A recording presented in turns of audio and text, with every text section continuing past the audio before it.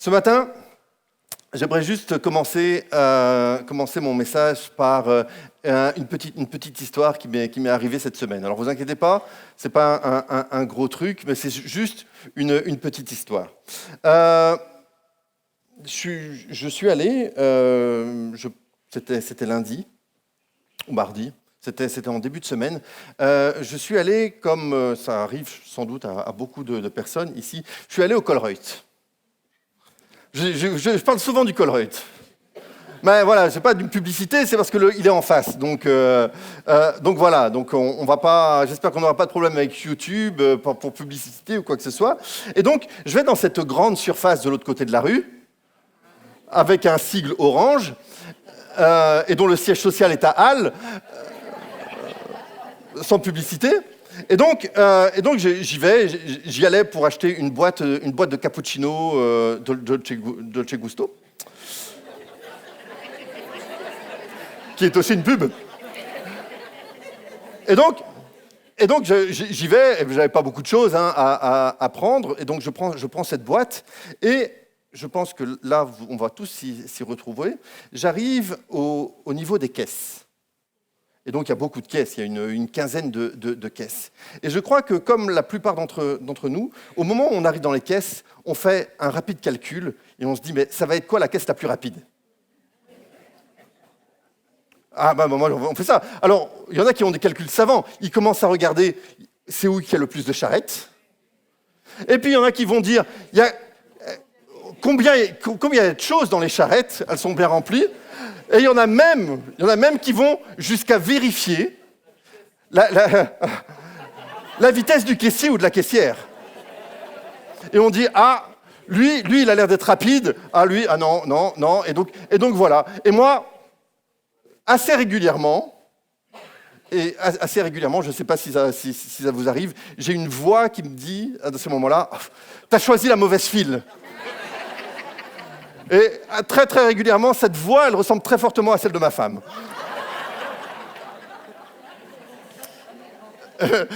Et s'il vous plaît, elle n'est pas là, elle est à l'école du dimanche. Donc voilà. Mais blague à part, pourquoi nous faisons cela ? Nous faisons cela parce que nous n'aimons pas attendre. Nous avons une vie qui est pleine de beaucoup de choses, qui est très remplie, et nous n'aimons pas attendre. Nous n'aimons pas être bloqués sur le ring, à attendre dans les embouteillages. Et dans un monde où tout va de plus en plus vite, où même parfois vous pouvez commander quelque chose sur Internet et être livré le jour même, où on veut avoir des réponses immédiatement, où même on peut avoir un crédit bancaire d'une grande somme en moins de 24 heures, nous n'aimons pas attendre. Et pourtant, il y a quelque chose dans l'attente. Il y a la vie de notre marche avec le Seigneur dans l'attente. Il y a quelqu'un qui a dit, on a souvent résumé notre vie chrétienne comme le fait de marcher avec Jésus. Et c'est vrai. Mais il dit aussi, je crois qu'il faut aller plus loin. Et notre vie chrétienne, très souvent, c'est attendre avec Jésus. C'est attendre avec Jésus.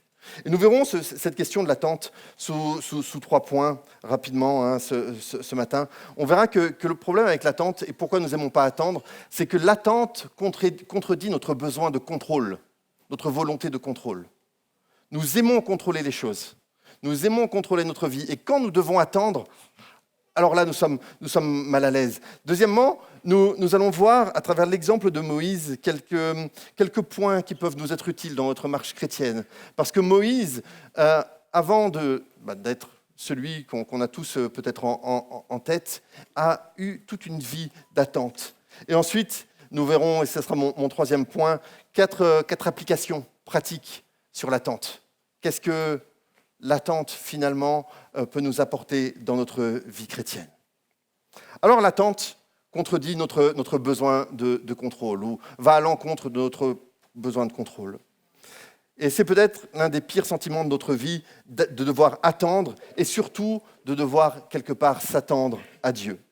Richard Hendricks, qui est un auteur américain, disait « Après la souffrance, L'attente peut être le plus grand enseignement de piété, de maturité et de foi que la plupart d'entre nous allons rencontrer.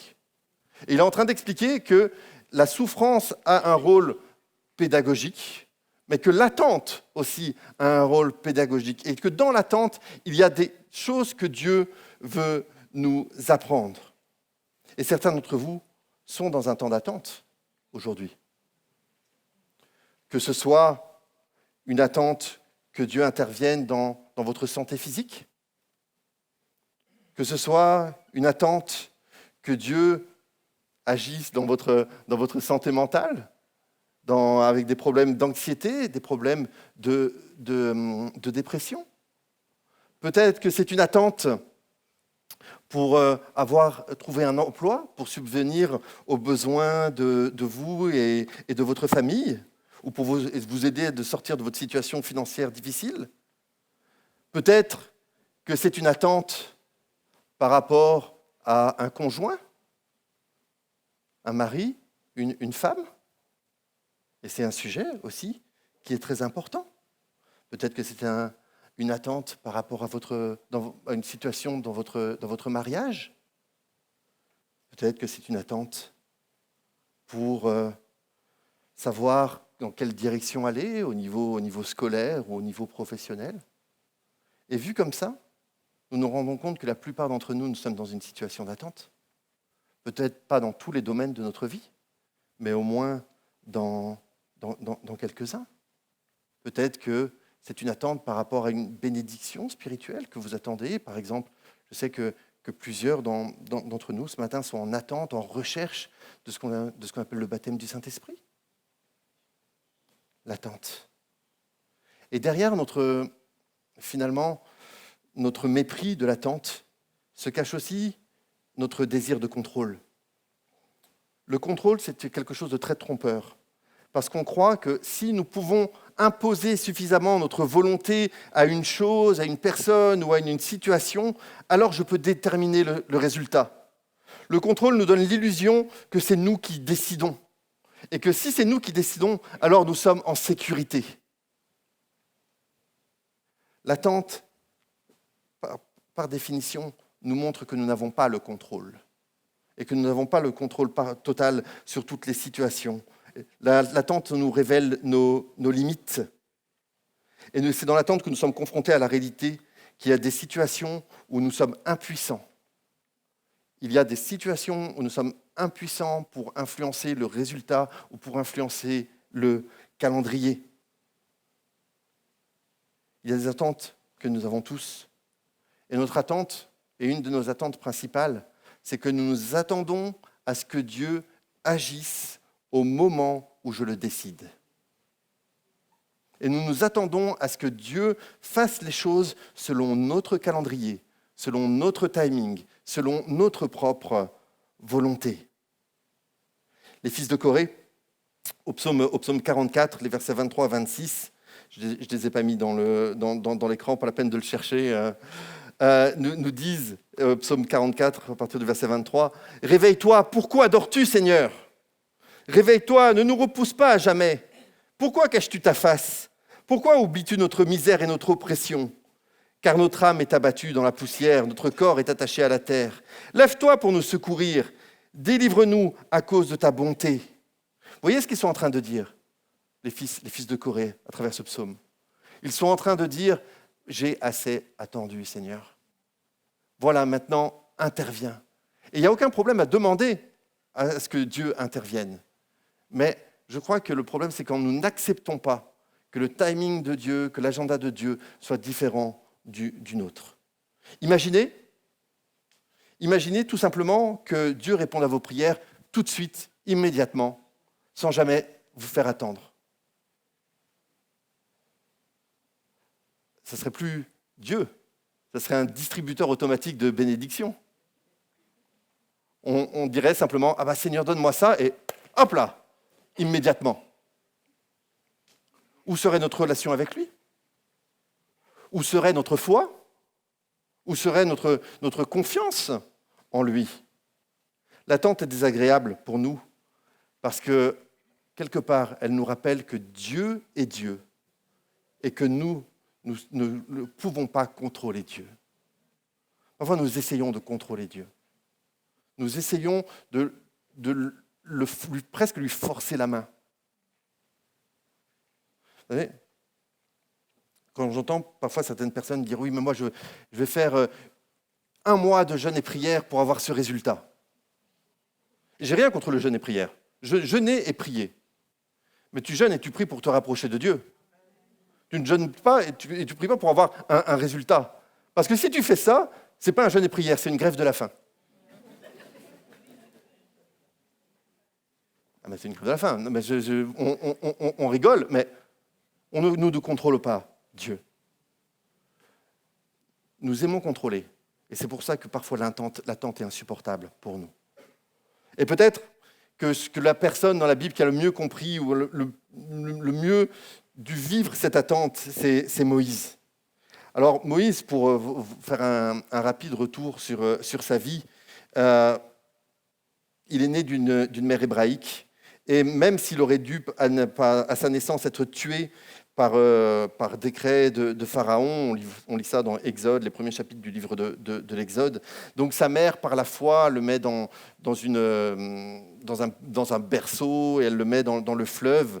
Et il arrive que c'est la fille de Pharaon qui le sauve et qui décide de le garder. Et cette fille de Pharaon va le donner comme nourrice à Moïse, donc la mère de Moïse. Donc voilà, Dieu avait bien dirigé les choses et tout semble bien se passer dans la vie de Moïse. Il va jusqu'à 40 ans, ces 40 ans, Moïse va avoir une belle vie dans les palais d'Égypte. Et au chapitre 2 et au verset 11 de l'Exode, il est dit « En ce temps-là, Moïse, devenu grand, se rendit vers ses frères et fut témoin de leurs pénibles travaux. Il vit un Égyptien qui frappait un Hébreu d'entre ses frères. Pendant 40 ans, Moïse a grandi dans la maison de Pharaon en tant qu'Égyptien. Mais gardez bien à l'esprit que même si pendant 40 ans, il a grandi dans le palais d'Égypte, sa mère était là. Et sa mère devait quand même lui répéter « N'oublie pas d'où tu viens. N'oublie bien qui tu es. N'oublie pas que tu n'appartiens pas à Pharaon, mais que tu appartiens à Dieu. » C'est bien joli toutes ces choses de prince d'Égypte, etc., etc. Mais n'oublie pas qui tu es vraiment.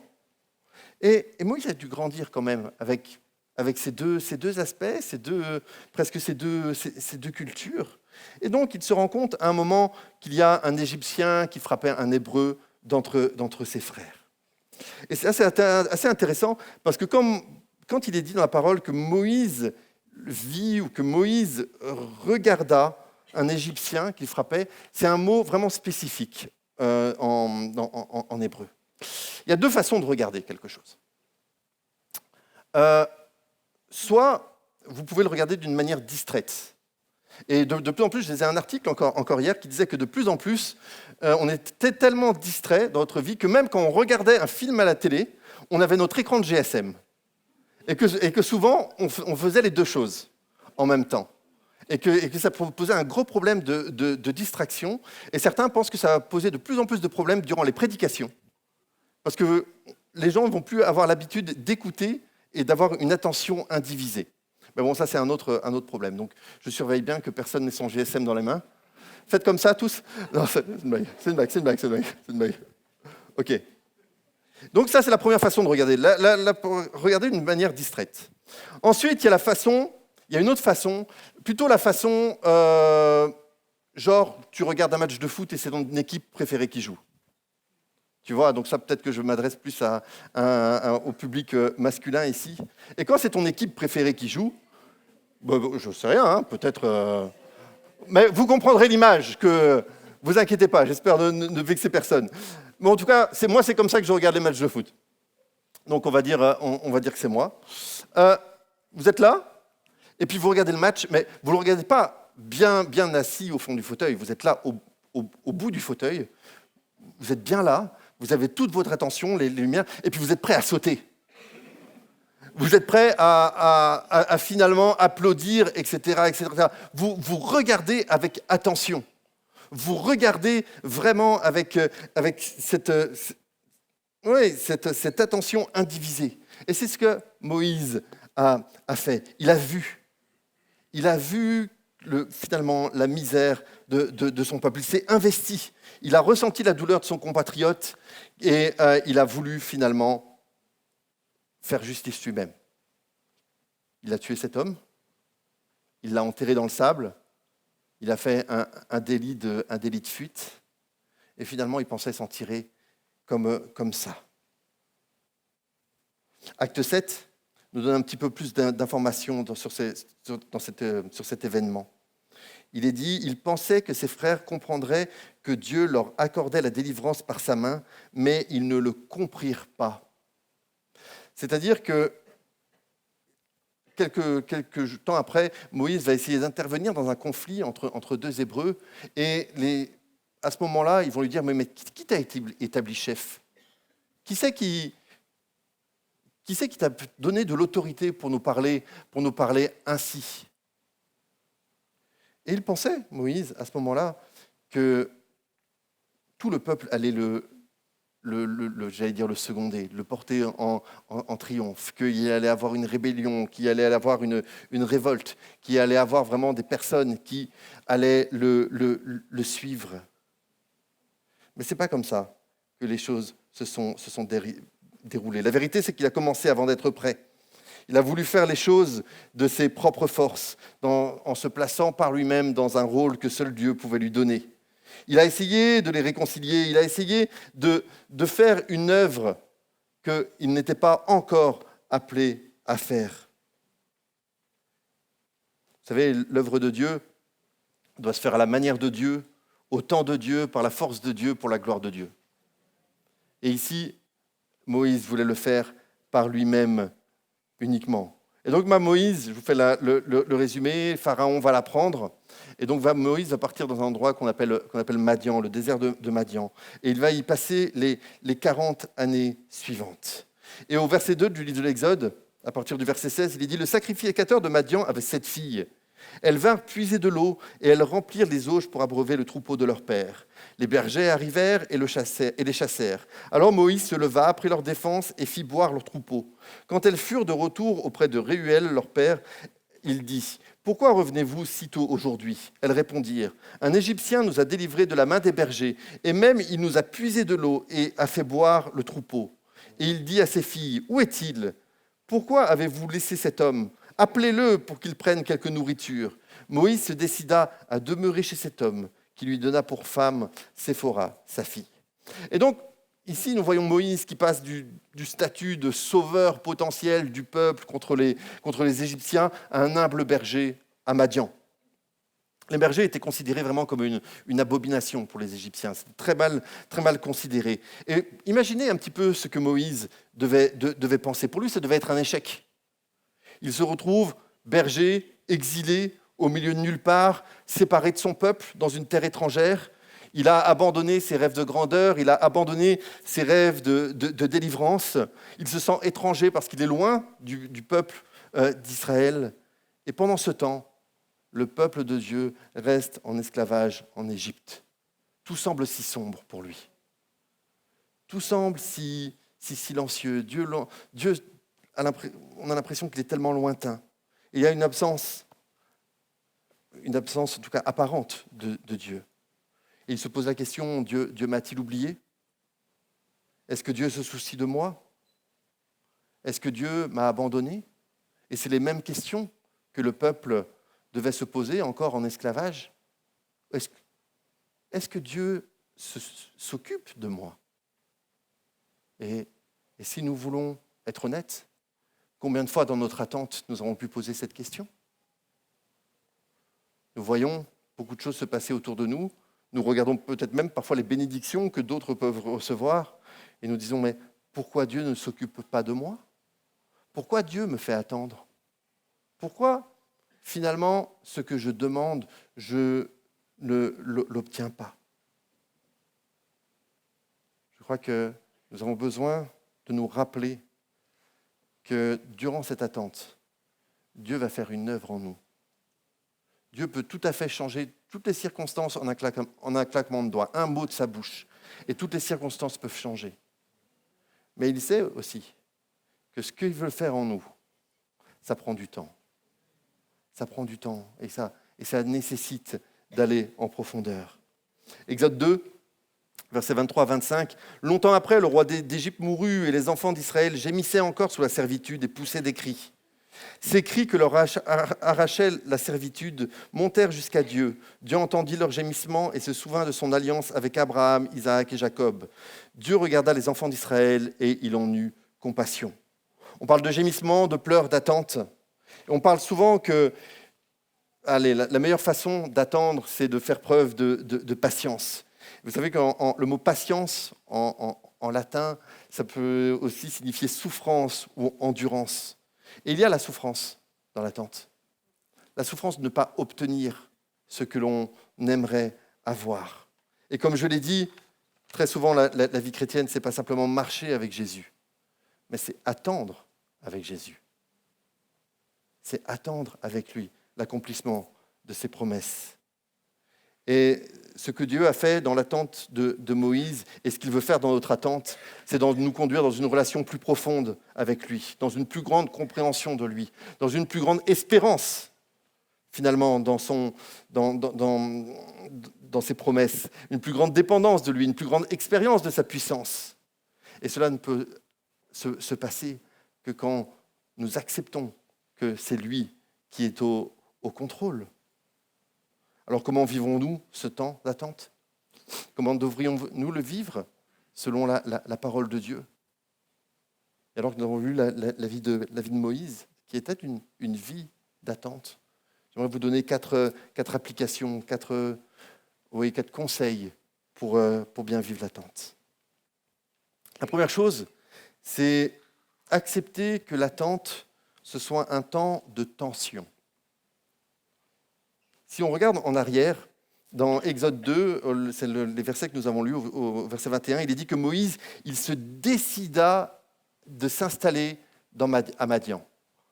Il décida de demeurer. Il prend cette décision délibérée de s'installer dans ce pays et d'accepter cette nouvelle saison de sa vie. Ça ne veut pas dire qu'il était forcément ravi de la situation.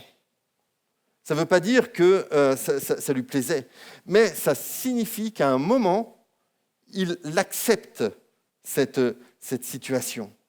Il y a une forme de contentement dans ce que Moïse fait. Il accepte cette saison d'attente, d'obscurité et de préparation pour une plus grande mission que Dieu voulait lui confier. Il est soumis au processus d'attente parce qu'il a cette volonté d'habiter à Madian. L'un des mots hébreux pour attendre, c'est un mot qui s'appelle, je veux le dire à ma prononciation, qui s'appelle kava. Et kava, c'est une combinaison de deux mots. Le premier mot signifie corde et le deuxième mot signifie étirement. Et donc, ça signifie que l'attente, c'est comme un étirement, que ce soit quelque chose que l'on étire jusqu'à ce que ça soit prêt à casser. Est-ce que vous savez... Bon, alors... Je vais rentrer une petite parenthèse ici. Je vous préviens, je ne dis pas que je suis spécialiste. J'ai dû demander conseil à quelqu'un qui m'a expliqué. Pour ceux qui fréquentent un peu les salles de sport, est-ce que vous savez ce que c'est que des exercices excentriques ? Toi, tu sais ce que c'est un exercice excentrique. Donc voilà. Donc si je dis une bêtise, voilà. Moi j'ai dû demander, j'ai demandé à quelqu'un et je le remercie d'ailleurs. Je dirai pas son nom, mais merci. Un exercice excentrique, c'est un exercice de mise sous tension. C'est-à-dire que le but des exercices excentriques, ce n'est pas de multiplier, par exemple, le fait de soulever des poids, mais c'est de rester dans une position où votre muscle est tendu et pour développer la résistance. C'est à peu près ça ? Donc voilà, c'est-à-dire que ce n'est pas finalement porter les haltères et faire plusieurs levées d'haltères, mais c'est par exemple porter un poids et le garder tendu pour développer la résistance. Et je crois qu'il y a une leçon quelque part. Parce que la tension du muscle développe le muscle. Et je crois que la tension dans notre vie spirituelle développe notre vie spirituelle. Il y a toujours un délai entre la promesse et le pays promis.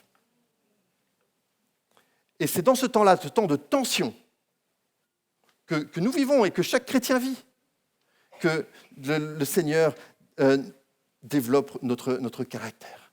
Le chrétien vit dans cette tension, où nous attendons d'être dans l'éternité avec le Seigneur et où nous expérimentons simplement ici sur terre quelques avant-goûts. C'est la tension entre le maintenant et le pas encore. Et c'est cela aussi que nous vivons dans notre vie d'attente. La tension entre la promesse de Dieu, qui est là et qui était là présente dans la vie de Moïse, et l'accomplissement de la promesse. 40 ans, il a dû attendre Moïse. Alors je crois qu'il faut faire des exercices excentriques dans notre vie spirituelle. Et Dieu va utiliser cela. Dieu, durant cette période, à Madian, va façonner le caractère de Moïse. Et le temps d'attente n'est jamais perdu. C'est durant cette période d'attente que Moïse a appris des techniques de berger qui lui permettraient de guider Israël plus tard hors d'Égypte et dans le désert. C'est là que Moïse a appris à diriger et à aimer sa famille. C'est là où Dieu a ajouté de la compassion à Moïse en lui donnant une compréhension du fait de qu'est-ce que c'est qu'être étranger dans un pays. C'est là que Dieu a brisé l'orgueil, quelque part, de Moïse, en lui faisant réaliser qu'il ne pouvait pas accomplir la délivrance par lui-même. En vivant dans le désert, Moïse a appris à compter sur Dieu. En travaillant avec des Madianites en tant que berger, il a acquis des compétences pour aider le peuple à sortir de l'esclavage. Dans le désert de l'attente, c'est dans le désert de l'attente et non pas dans la maison de Pharaon qu'il a appris beaucoup de choses importantes, et bien des choses bien plus importantes que tout ce qu'il avait appris à la cour de Pharaon. Tout ça, c'est ce qui avait de la valeur. Mais ça passe par le fait que nous devons vivre cette tension entre ce que Dieu nous promet et l'accomplissement de la promesse. Il y a des pièges dans l'attente, et je vais vous en donner quelques-uns. Il y a vraiment des pièges dans l'attente. Parfois, dans notre attente, parce que nous sommes insatisfaits, nous allons donner des réponses inutiles ou même pécheresses. Et je veux vraiment en souligner quatre. La première, c'est la colère. Parfois, nous sommes en colère parce que Dieu nous fait attendre. Et je crois qu'il faut le dire, et il faut être honnête aussi avec nous-mêmes, et il faut être honnête avec Dieu. Parfois, nous pouvons être en colère parce que nous essayons de combler notre vulnérabilité en forçant le changement. Nous voulons tellement vivre l'accomplissement de la promesse que nous sommes en colère parce que nous ne la voyons pas encore. Et la colère nous amène dans cette frustration et parfois dans cette attitude où nous reprochons des choses à Dieu. Les sœurs de Lazare, quand Jésus est arrivé, elles ont reproché des choses à Jésus. Elles ont dit, mais si tu avais été là, on en a parlé il y a quelque temps.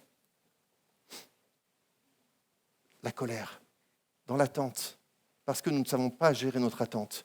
Nous développons cette colère parce que nous oublions la fidélité de Dieu, nous oublions ce que Dieu veut faire dans nos vies. La deuxième chose, c'est l'attente peut provoquer de l'anxiété. Parce que nous nous demandons, mais est-ce que le changement va vraiment venir ? Est-ce que la promesse va réellement s'accomplir ? Et on commence à y penser, et à y penser tout le temps, et on décide de trop réfléchir. Et plutôt que d'exploser en colère, nous nous tournons vers l'intérieur de nous-mêmes, et nous commençons à laisser les pensées se multiplier dans notre tête. La rumination, c'est un problème. Il y a quelque chose qui ne va pas dans notre vie, et on commence à ruminer. Vous avez tout le monde sait ce que c'est la rumination. La rumination, c'est repasser les choses, toujours et toujours dans sa tête. Et ça commence à nous inquiéter. Et ça commence à prendre des proportions qui sont presque incontrôlables. Enfin, une autre chose, en tout cas, la colère, l'anxiété, parfois nous tombons dans une forme d'apathie. C'est-à-dire que finalement, on commence à ne plus s'en soucier. L'espérance différée rend le cœur malade, nous dit le Proverbe 13 au verset 12. C'est une forme d'autoprotection de dire « je m'en fiche », alors que l'on ne s'en fiche pas vraiment.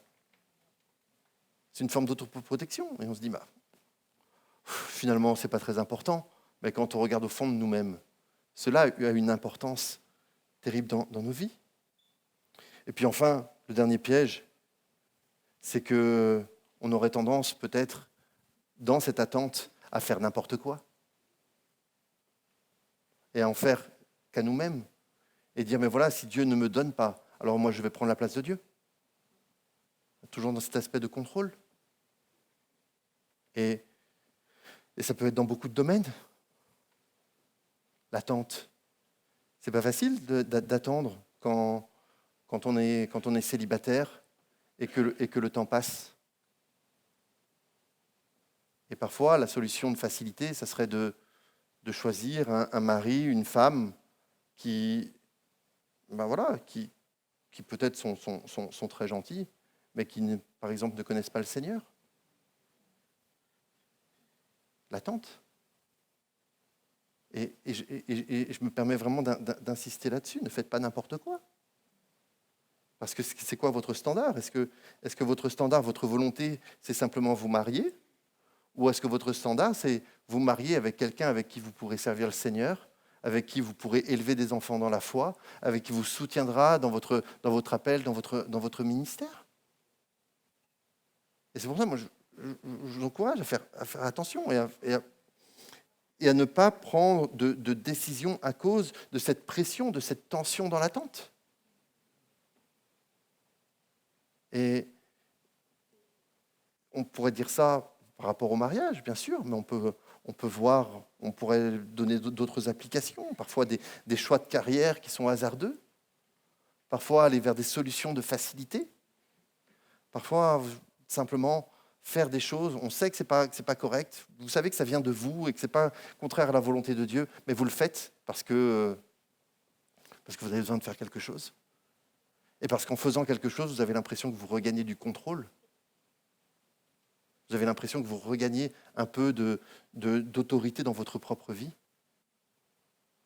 Évitons les pièges de l'attente. Ces pièges, finalement, reflètent ce qu'il y a au fond de notre cœur. À la racine, nous tombons dans ces pièges parce que nous essayons de reprendre le contrôle dans un monde où nous ne sommes pas au contrôle. Et ça expose finalement ce qui est important dans notre cœur et presque les idoles dans notre cœur. Les choses où nous ne faisons pas confiance à Dieu.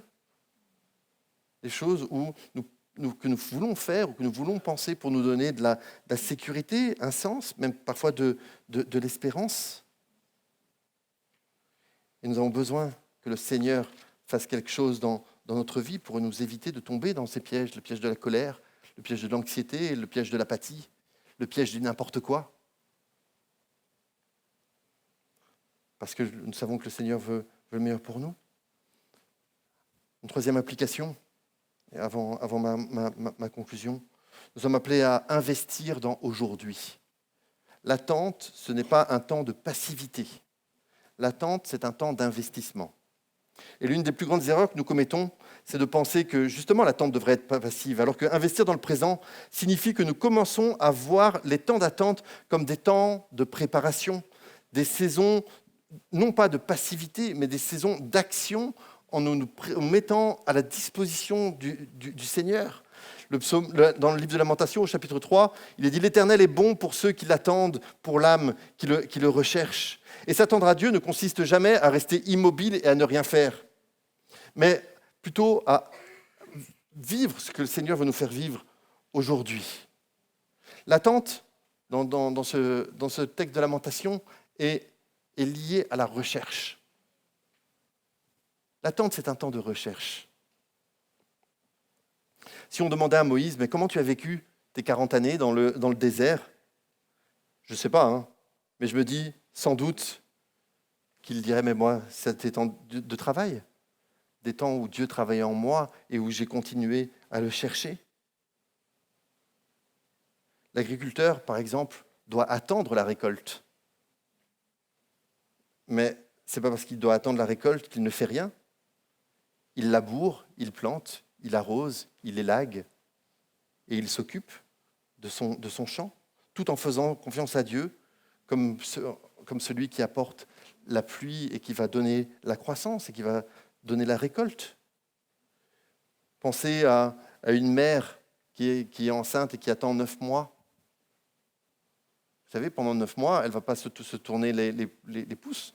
Pendant 9 mois, elle va préparer la chambre du bébé, elle va acheter des vêtements, elle va se préparer pour que la naissance et que les premiers jours et que les premières années de cet enfant se passent bien. L'attente n'est pas passive. Quelqu'un a dit, attendre, ce n'est pas la même chose que l'inactivité. L'attente, c'est un engagement à persévérer dans l'obéissance jusqu'à ce que Dieu parle. Je crois que ça, c'est tellement important.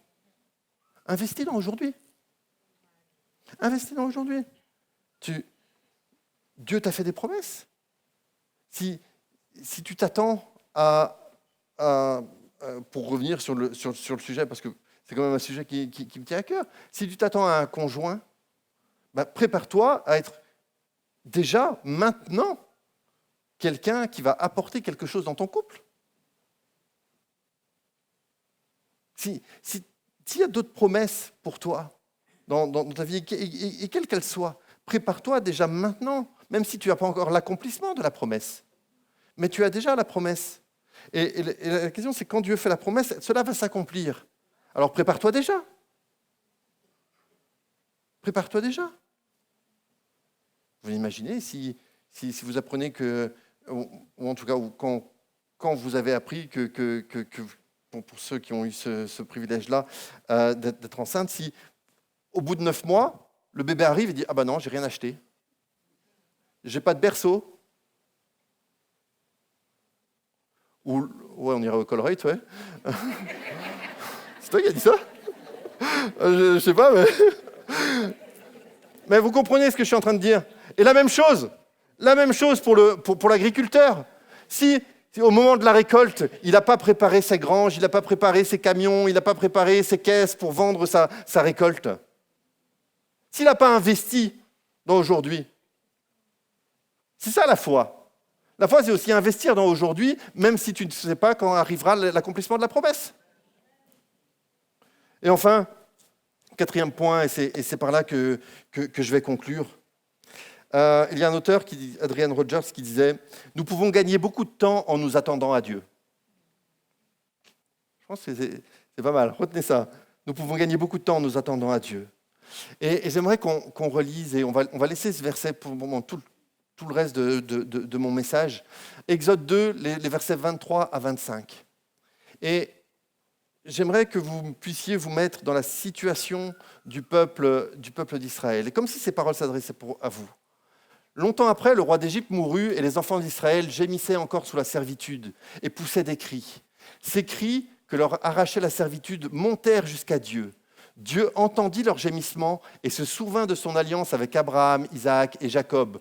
Dieu regarda les enfants d'Israël et en eut compassion. Mon 4e point, après investir dans aujourd'hui, après éviter les pièges et accueillir finalement ce temps de tension, c'est tout simplement fais confiance au Seigneur. Dans ce texte, les dernières phrases disent « Dieu entendit les gémissements, il se souvint de l'alliance, il regarda les enfants d'Israël et il en eut compassion. » Le terme « regarder », ici, qui est utilisé, c'est le même terme que dont je vous parlais tout à l'heure, par rapport au match de foot et par rapport à Moïse, qui s'est impliqué, qui n'a pas simplement regardé, mais il y a quelque chose qui s'est passé à l'intérieur de lui. Et de la même manière que Moïse était pleinement engagé, finalement, pour voir son frère hébreu, c'est ainsi que Dieu regarde notre vie. Et c'est ainsi que Dieu regarde ta vie aujourd'hui. Nous avons parfois l'impression d'avoir un Dieu lointain, un Dieu glacial, apathique dans notre situation, comme si c'était un spectateur assis et qui était insensible à notre attente, alors qu'il est là.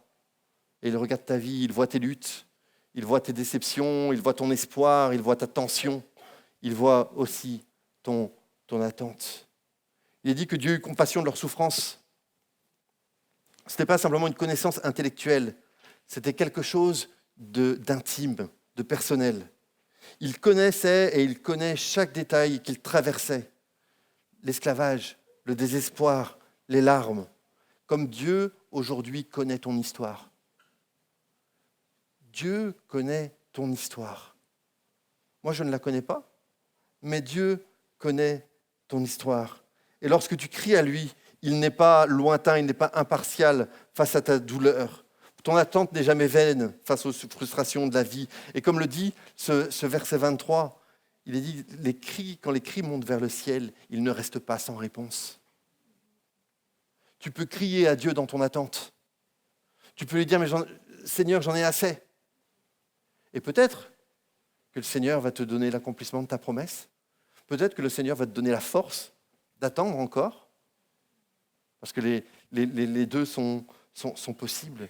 Mais Dieu entend chacun de tes cris. Chaque chose que tu lui dis, même dans le plus profond de ton cœur. Dieu se souvient.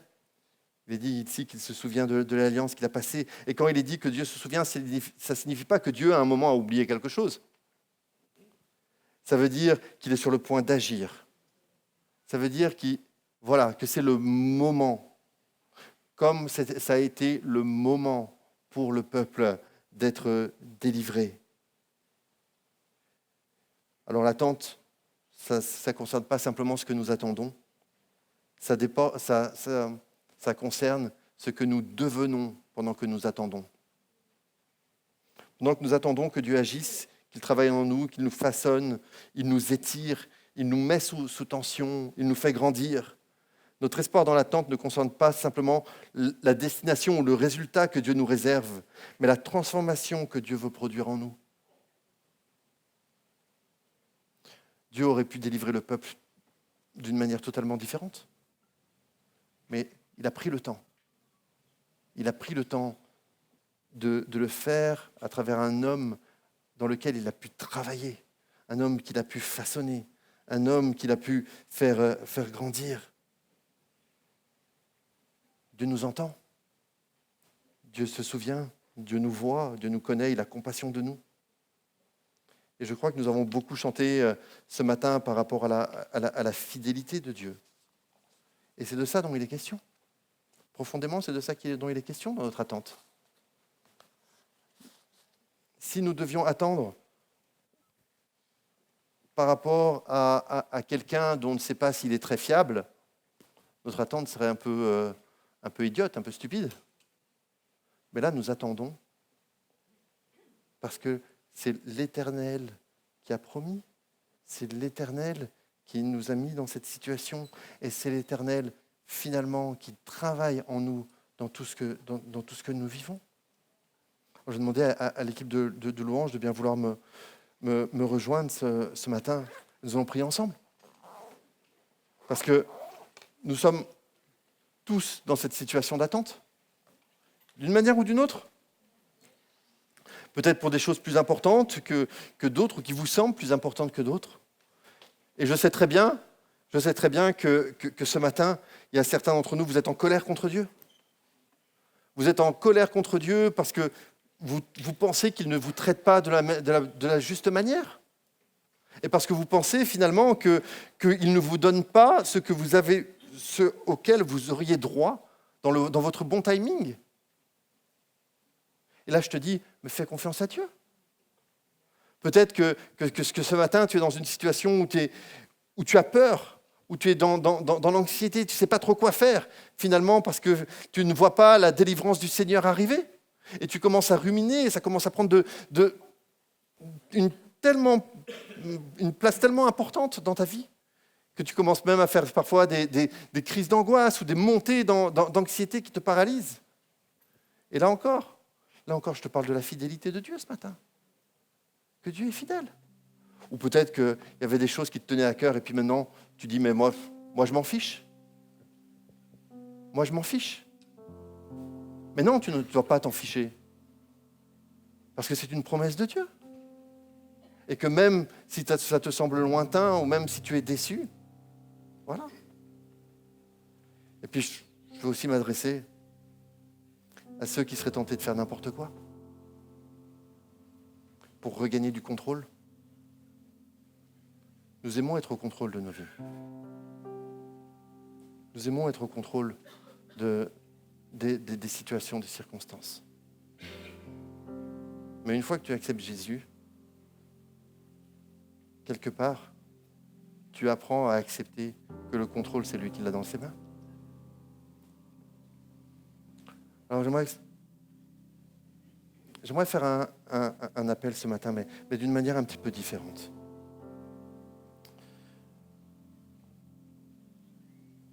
On va chanter ce chant qui nous parle de la fidélité de Dieu.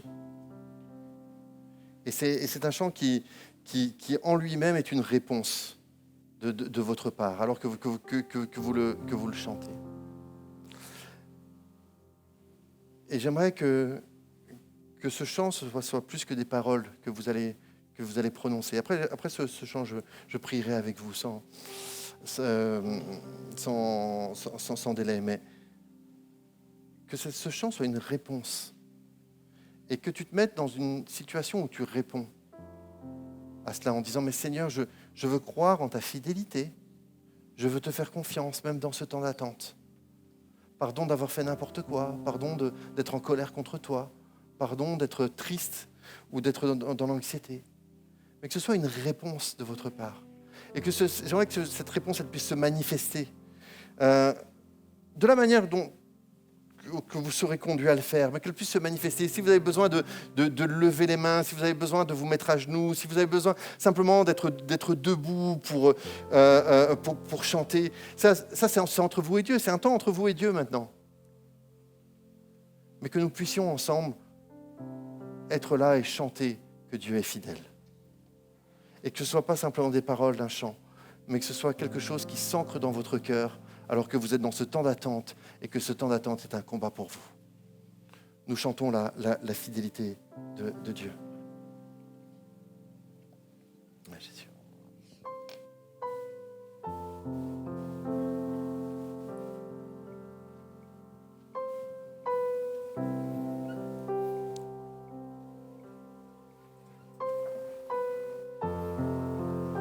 Ouais, Jésus, tu es fidèle.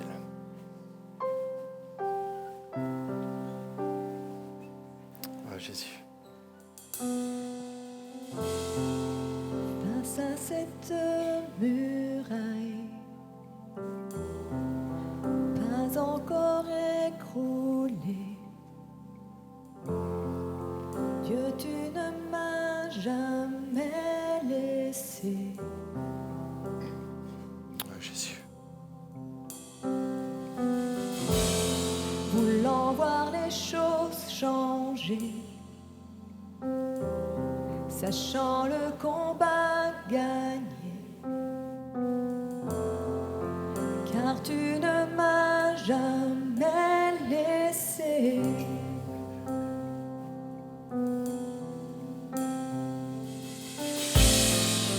Promesse demeure, oh Dieu, tu es fidèle, tu es fidèle.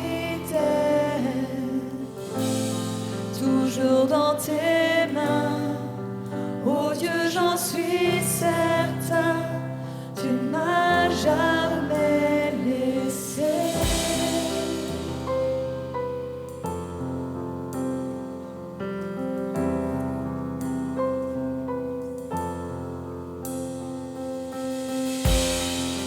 La nuit s'achèvera, ta parole s'accomplira.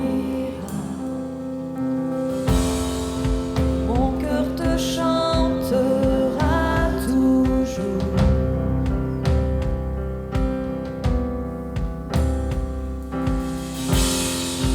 Jésus, tu me suffis. Garde-moi dans ton amour. Mon cœur te chantera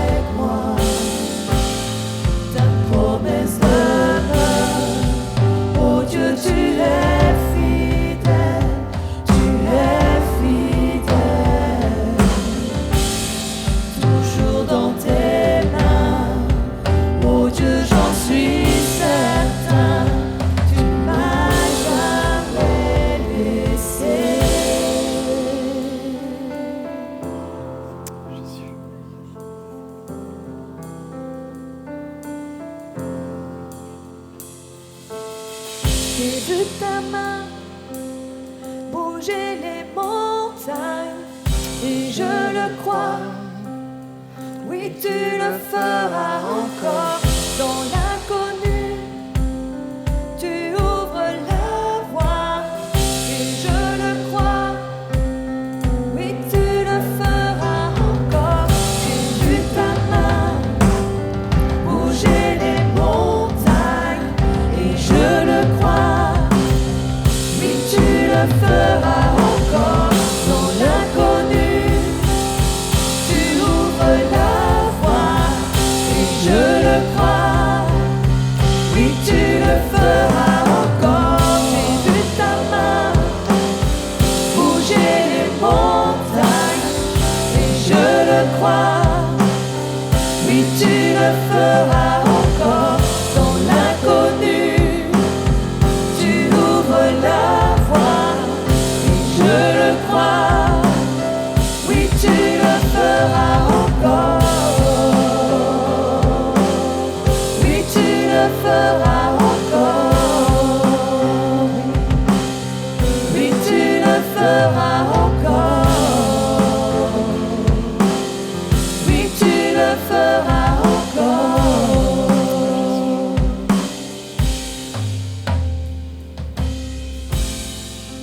Promesse demeure. Oh Dieu, tu es fidèle, tu es fidèle. Toujours dans tes mains. Oh Dieu, j'en suis certain, tu es avec moi. Ta promesse demeure. Oh Dieu, tu es fidèle, tu es fidèle. Toujours dans tes mains. Oh Dieu, j'en suis certain, tu m'as jamais laissé. Ouais, Jésus. Jésus. Seigneur, encore une fois ce matin, nous voulons réaffirmer que nous faisons confiance à celui qui fait les promesses. Seigneur, merci parce que tu es fidèle. Comme nous venons de le chanter, tu es fidèle. Et même si notre attente peut être difficile, même s'il y a des temps de découragement, des temps de colère, des temps où nous nous rendons compte que nous n'avons plus le contrôle, Seigneur, nous voulons remettre, Seigneur, notre vie entre tes mains. Seigneur, que tu nous conduises, Seigneur, et que nous puissions chacun d'entre nous toujours marcher selon ta volonté. Merci Seigneur parce que nous croyons que ce que nous ne voyons pas encore, Seigneur, nous le verrons demain. Que ce que, Seigneur, tu nous as promis, Seigneur, nous le verrons plus tard. Merci parce que tu nous aides à être dans la patience, Seigneur, dans la persévérance. Pardon, Seigneur, pour toutes les fois où nous avons voulu reprendre le contrôle de nos vies. Pour toutes les fois, Seigneur, où nous avons peut-être fait n'importe quoi. Et toutes ces choses, Seigneur, que nous avons pu faire, que nous avons pu dire, que nous avons pu penser, qui ne t'ont pas glorifié. Mais Seigneur, ce matin, nous proclamons ta fidélité. Nous proclamons ta fidélité. Tu es fidèle, Seigneur. Et je te prie, Seigneur, que dans ce temps d'attente, tu fasses une œuvre extraordinaire dans nos vies. Dans ce temps d'attente, que tu fasses une œuvre de sanctification dans nos vies, une œuvre de restauration, Seigneur, dans nos vies, une œuvre, Seigneur, où tu fais de nous des hommes et des femmes qui sont là et qui vivent pour ta gloire, Seigneur, qui portent du fruit pour ta gloire. Seigneur, pour toi, le chemin est aussi important que la destination. Et dans ce chemin, Seigneur, dans ce chemin, fais ton œuvre en nous. Fais ton œuvre en nous. Même si c'est difficile, Seigneur, même si c'est compliqué de te laisser toute chose, fais ton œuvre en nous. C'est ce que nous te demandons dans le nom de Jésus. Viens, Seigneur, viens, et que cette attente soit pleine de foi. Cette attente soit pleine d'espérance, pleine de joie, Seigneur. L'attente des justes, c'est la joie, nous dit ta parole. Et nous voulons vivre cette attente en sachant que tu es là. Tu es là avec nous. Nous voulons attendre avec toi, Seigneur. dans le nom de Jésus. Amen. Amen, amen.